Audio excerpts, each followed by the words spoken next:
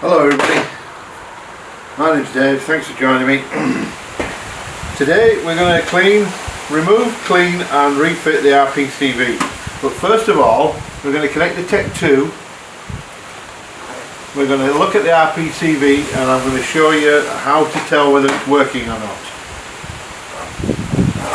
Now what you'll need for this is the manual and some printouts. I'll tell you the pages in a minute when we get going on this.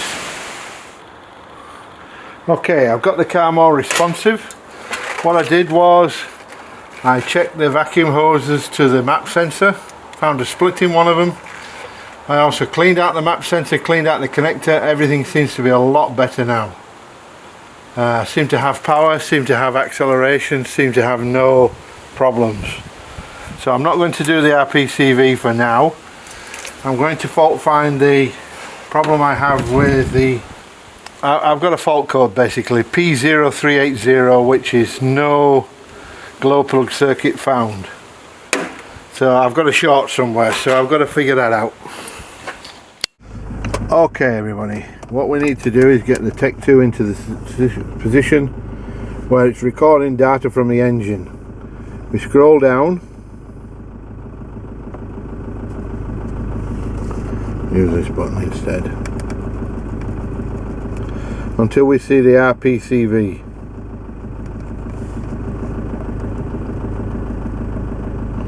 There it is, rail pressure control valve. Now it's sitting at 21%. Now when I rev the engine to 2000 RPM it should go up to a typical 24%.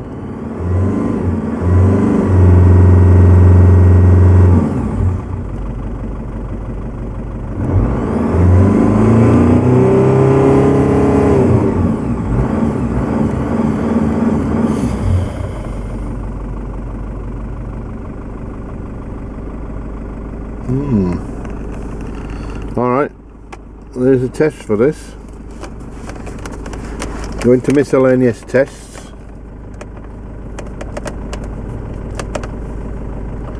Rail oil pressure control valve.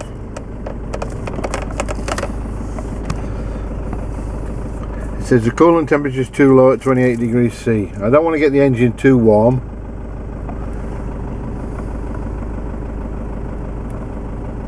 Now if you look on here, we've got this is from the manual, and we've got a few different settings on here, but on here somewhere is rail pressure control valve, and there it is just above my finger there. Now you see here it says idling 17 to 22, 2500 RPM 18 to 27.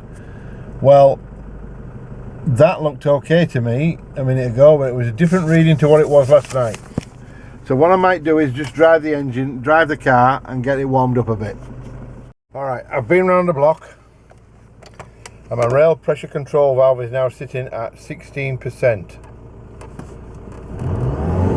Now if I rev it up it works okay, but I suspect that when it runs, there are times when the engine won't pull.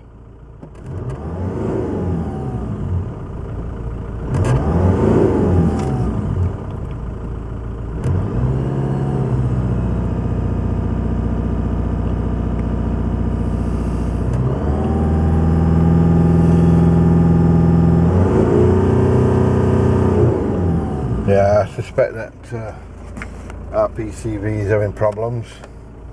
Let's see what we're at with engine coolant temperature.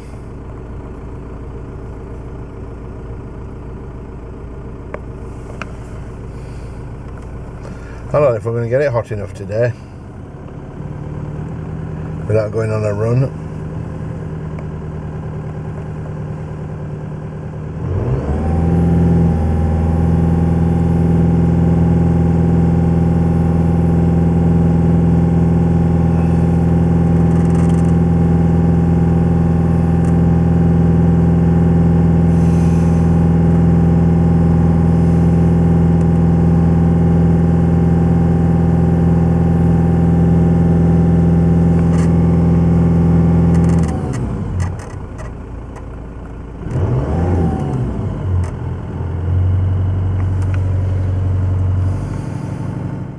Now we've got a bit of a delay while I wait for the engine to cool down. However, rail pressure control valve, I've just seen 15 on there, and while it's within spec here at 2,500 RPM, it's not in spec here, so I suspect it's not running properly. And when I've got that flat spot, it's down to 16, and when I haven't got that flat spot, it's up to 20. Now what I could do is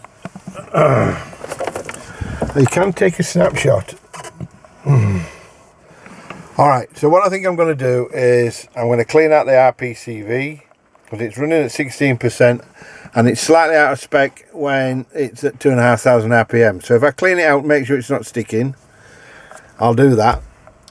Also, I'm going to check the vacuum pipes. So while I wait for the engine to cool down, I'm going to go inside and I'm going to look up vacuum pipes and find the charts for those, because I'm not convinced that the EGR isn't causing the problem, but we'll see. Hello everybody, I have some good news. The car's fixed, yay! So what had I done wrong? Rookie mistake. It took some finding, but what I'd actually done was, today I took off the map sensor and cleaned it out. You'll see that on a bit of video I've got from today anyway. When I cleaned it out, I put a new bit of hose on because it had split.